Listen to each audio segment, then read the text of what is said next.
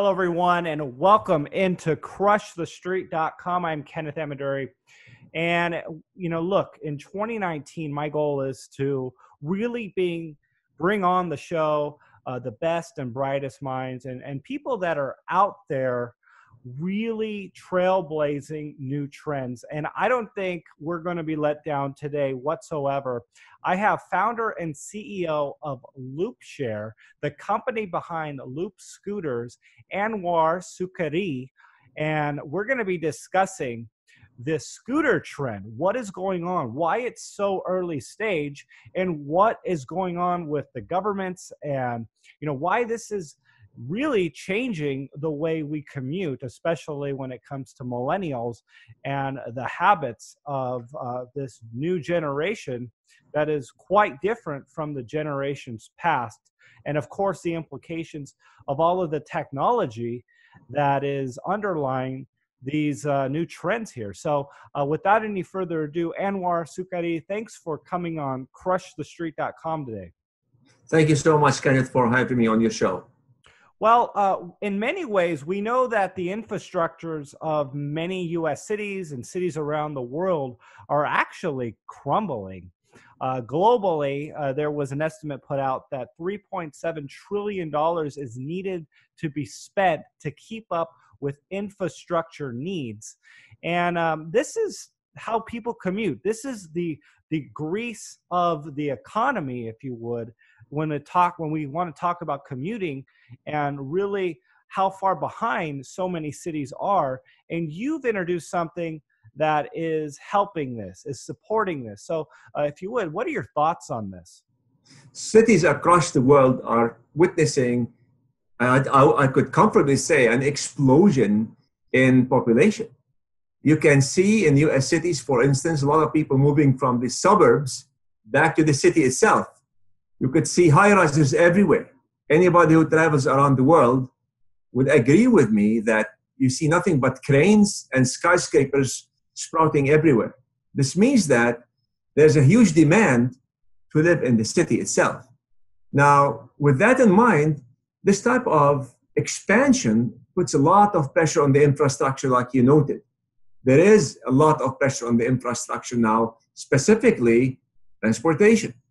What you don't want to see is congested streets across many cities around the world. What you don't want to see is people losing productivity because commuting is late. That's what you don't want to see.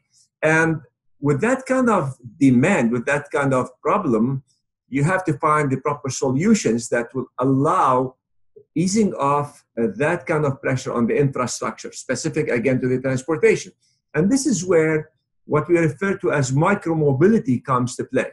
Micromobility is where you deploy fleets of electric vehicles or small vehicles that will allow 100% occupancy for a vehicle, meaning it will be one person in a vehicle that will also take only one person. So this means that you'll be able to introduce vehicles that will allow cities across the world to minimize the number of cars on the streets, and in many ways limiting the congestion, and in also many ways increasing the productivity of those commuters trying to reach their work or trying to run errands during the day in a certain city.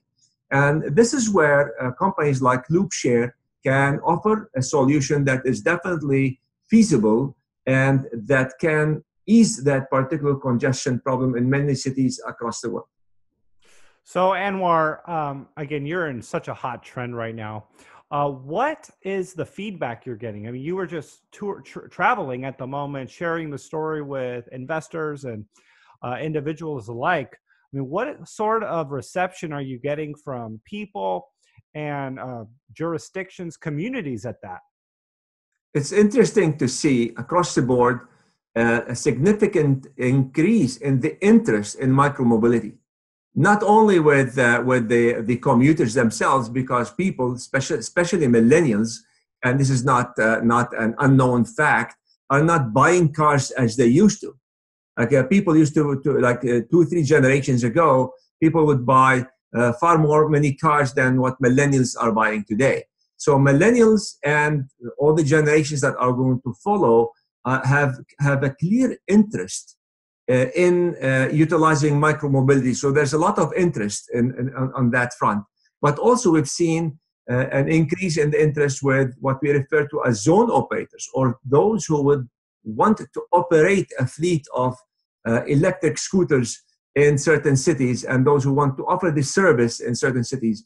Last but not least, we've seen a significant increase in interest in the cities themselves, city halls across America, in Canada, in North America in general, also in Europe and elsewhere, are interested in regulating the micro mobility form of transportation on their streets. So we have also seen an increase in interest on that front. Cities requesting people or zone operators to apply for licenses. They are trying to regulate those licenses to offer micromobility in those cities, and also those cities who want to be an integral part of that particular offering. All of that is increasing across the board everywhere.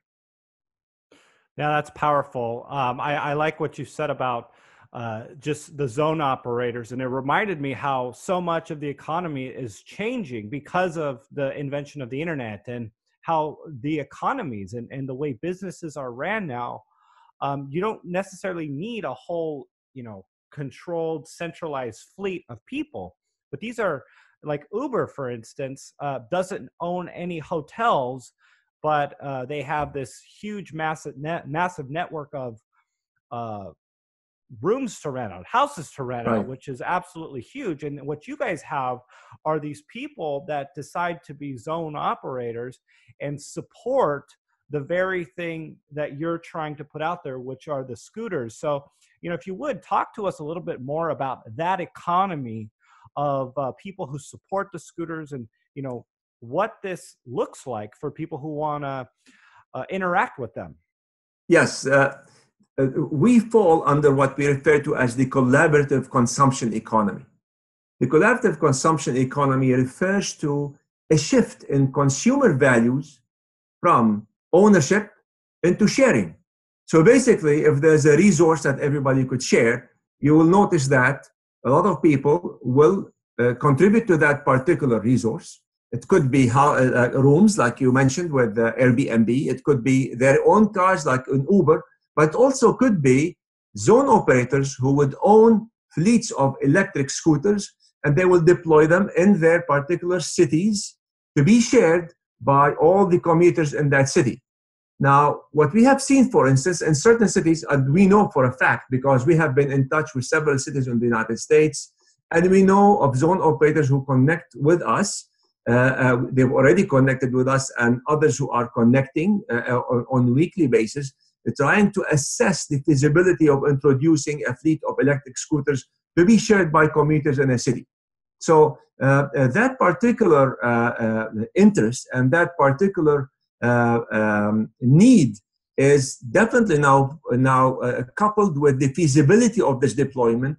The technology is ready. It is ready to be deployed. The technology is ready to be used for the sharing of those particular fleets and those particular vehicles across a city. And that's what we have seen recently. And in the coming few months, you will see more of our scooters in cities in the United States used by commuters in those cities.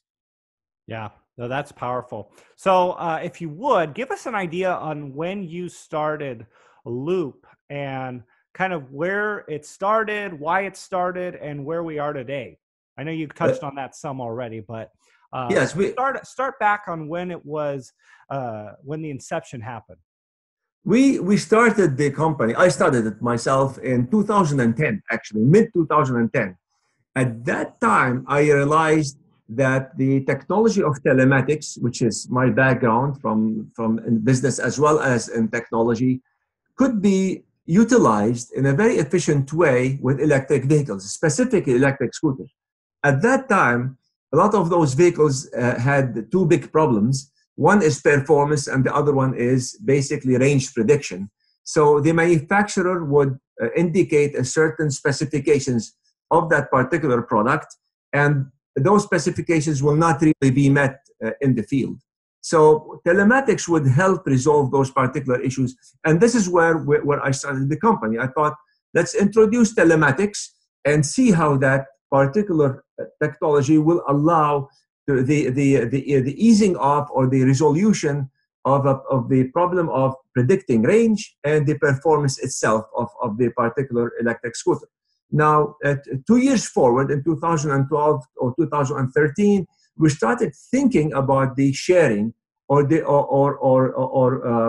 evolution of our technology so that it can be deployed in the sharing particularly in the sharing industry.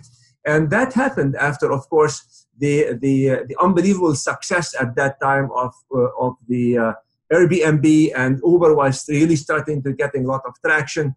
And it was at that time, we thought that in 2012, 2013, that our technology will fit fantastically for this particular deployment and particular use case. So our technology focuses on replacing the analog dashboard with a 10-point touchscreen. Think of it like an iPad on wheels that will be installed on the scooter on the assembly line.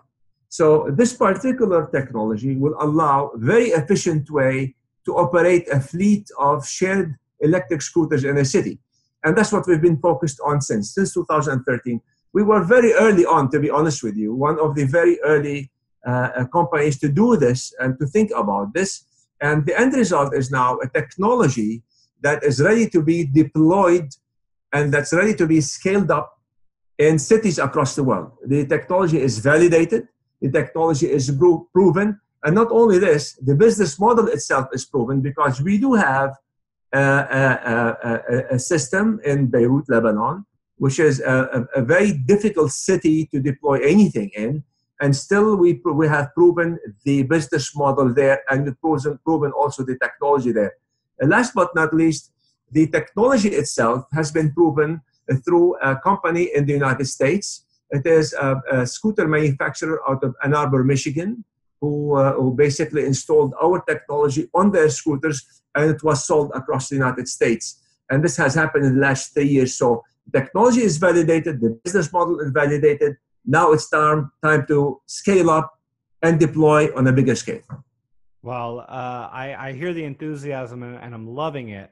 Okay, so let's talk about that revenue stream a little more. You alluded to it, and it's the screen on these scooters, and it really lends itself to this new economy. You know, the things that, you know, not even the Jetsons would have really predicted in their futuristic sitcom show. But, you know, we're evolving in such a way where economies are changing, and you're going to be implementing a revenue stream right on the scooter that's very user-friendly, very applicable, going to provide a lot of value for users of these scooters. So talk to us a little bit more about that. Yes, right from the beginning, the vision incorporated the ability of the technology to generate a multitude of revenue streams for the zone operator or whoever is going to operate that particular fleet in a city. And this is really important because as the competition expands and as more companies vow for more and more cities and more of those scooters on the streets, you will need something to set you apart. And this is one thing that sets us apart. This particular iPad on wheels that I mentioned will allow a multitude of services possible because of what it can offer to the end user and what it can offer to the zone operator. For instance, we do generate revenue from the typical commuter application. So somebody could take it from point A to point B and they pay per mile. And by the way, this is something else that differentiates us from others, but I'll come to that in a minute. Now, another form of revenue will be the tourism aspect. So our device will allow also the tourist application. There are other revenue streams related to what we refer to as location-based marketing that also could generate further revenue for the zone operator and for us, of course, as a company.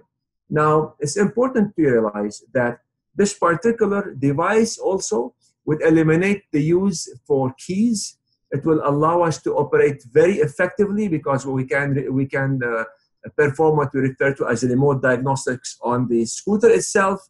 And these particular features, by the way, are being implemented now. They're not on our in our current offering, but we've got them all in our product and technology roadmap.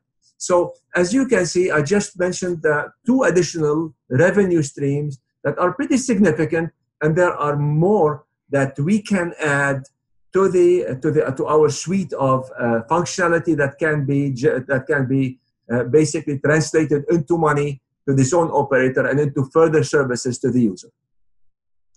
So let's talk, if we can, a little bit about this celebrity endorsement that Loop has received from A-list celebrity Ray J. Can you speak to this, and what does it say about the company? And obviously the word getting out that this is a pretty big deal, that it's attracting the attention of major celebrities. Ray J, and by the way, he has a deep interest in scooters and green technology. So talk to that, if you would. Oh, absolutely. So Ray J can invest and can work with any company he really wants. I mean, he is a celebrity. He knows but most importantly, he knows the industry. He knows the technology. He understands electric scooters, and he understands the need of those electric scooters to be deployed in cities. And he looked at several companies and looked at our technology, and we met, and he really liked what he saw. He felt that we can integrate his particular IP and his particular trademarks into our offering and offer a two-tier form of services. The scooters that we offer today are scooters that can go up to 30 miles an hour speed-wise. Actually, a little bit more than that. So they are stronger. They can take you much farther. They could do 30 miles, 35 miles on a single charge. Now, what Ray J could offer and is offering right now is a scooter that does about 12 to 13 miles an hour top speed and shorter types of commute. So we wanted to do that, wanted to offer those two different tiers of service, and this is where Ray J came in. He's very knowledgeable about the work, and of course he's lending us his amazing profile. The people follow what he does, and this has been very, very helpful for us. And I believe the moment we will have scooters on the streets in several U.S. cities, Ray J even will lend us further support, and he's 100% behind what we're trying to do here, and specifically also trying to see what we could do to integrate his particular form of electric scooters, and that will appear in this year, 2019. That's powerful. Okay, Anwar. So if you could, can you talk to us or give us an idea of where people can expect to see these scooters in the coming months or years to come? Well, we have targets for several cities in the United States right now. I don't want to disclose the exact cities. I want to make sure that the scooters are there on the streets, and that's when we want to talk about it. And the reason is I just want to, it's for competitive issues, obviously, and for regulatory issues. We've got to make sure that we follow certain steps before we really announce the targets. But I could easily tell you that you will see those scooters in California, you will see those scooters on the East Coast, and you'll see those scooters also in central US as well. So we are targeting at least 3 to 4 cities in the United States in 2019. All right, Anwar. Well, that's very exciting. I'd like to ask you, and I'd like to ask this about almost any company, the threats or the negatives. What's going on in these cities? Are there any negatives that you would say that are going on in these cities that people should be aware of? Or are these negatives things that you guys are dealing with and are working closely with the jurisdictions to be a positive addition to these cities? Because obviously this is a brand new thing in many situations. So, what's the dynamic between Loop and, these scooter companies and a lot of these major cities? Our brand of service and our brand of scooter is what we refer to as a sit-down scooter. So basically, the rider would sit on the scooter and off they go from point A to point B, do whatever they have to do. There are different types of vehicles, obviously. There's this stand-on scooter. So you're standing on it. It's a push scooter like Bird and Lime. Those particular scooters have a different, I would say, set of rules that govern their commuting capabilities. Like, for instance, they are definitely for shorter distances. They have to be used with care in certain areas because we have seen certain incidents that are associated with the use of these particular scooters. Our scooters are not like that. Our scooters can be used on the road. You can do what we refer to as split lanes, especially in California. That's not going to be an issue. So they can get you from point A to point B faster because they are faster, and they can get you a longer range. Now, the negatives that come along with all of this is that the stand-on scooters were basically deployed in their hundreds on the streets of San Francisco and elsewhere. Some residents were not happy with that. So cities immediately pushed back and said, we want to regulate all this. We want to make sure that these things are properly parked in areas where pedestrians will not stumble on them and break a leg or whatever. Want to make sure that these particular scooters are properly regulated from a traffic perspectives. So all of that is being right now studied. In our case, regulation exists, but it's a very different type of regulation because most of it is covered already under vehicle acts in all of these states in the United States and elsewhere.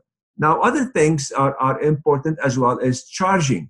In our situation, stand on or sit on scooters, which are our scooters, they do not need to be charged as regularly as the stand-on scooters.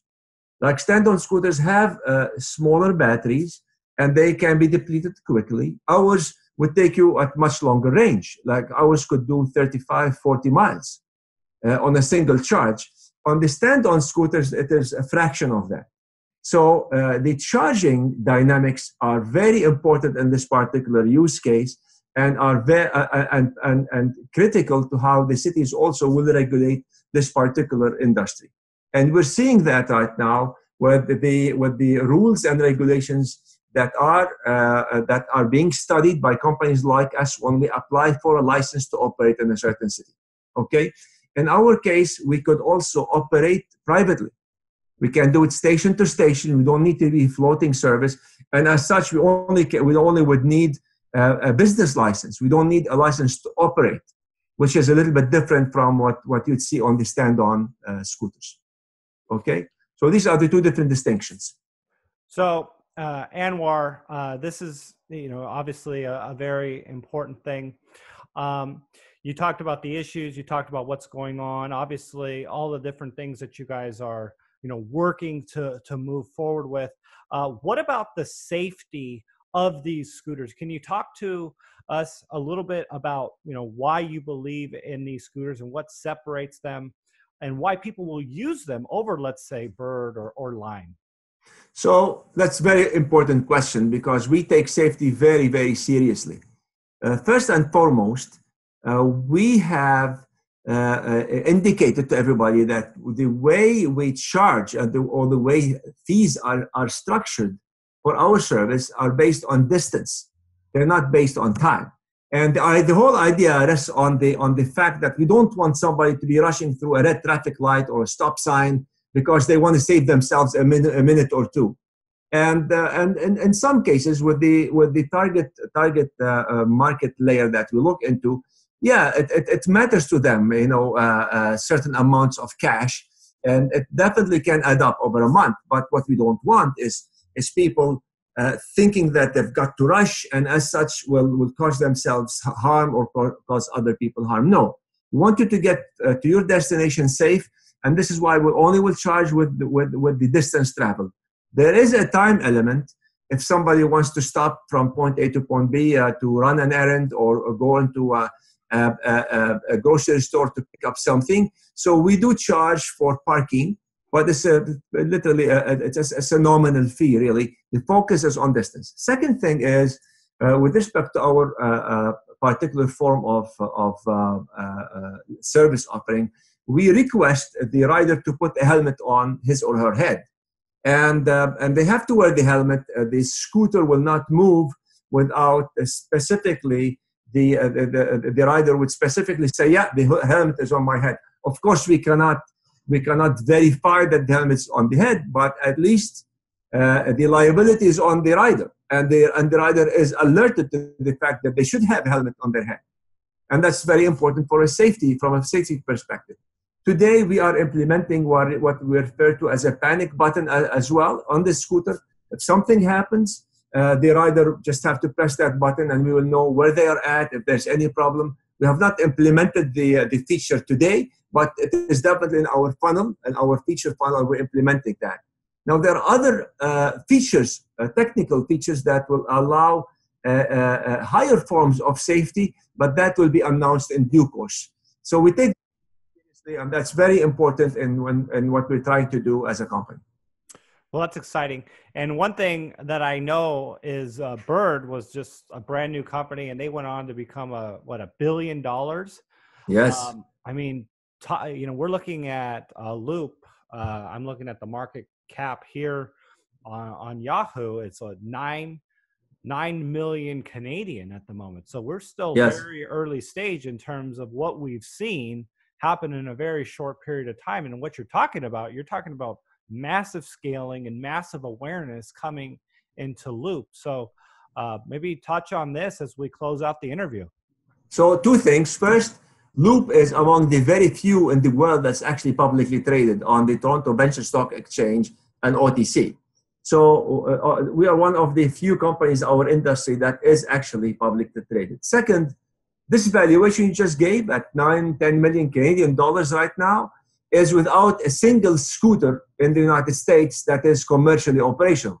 We've got few field trials here and there, but no commercial operations. So you can imagine what will happen when we'll have many hundreds and many thousands of scooters down the road in the United States, and this is something we definitely have plans for. So of course I cannot speculate on the valuation itself. But I'm comfortable saying that we will offer a very distinct form of service. It's going to be adapted by many. A lot of people will take it up, and with that kind of adoption, I believe you will see more value reflected in the stock. That's what I hope. Obviously, I cannot speculate here, but I believe in it. I believe in it so much that I'm in it 100%.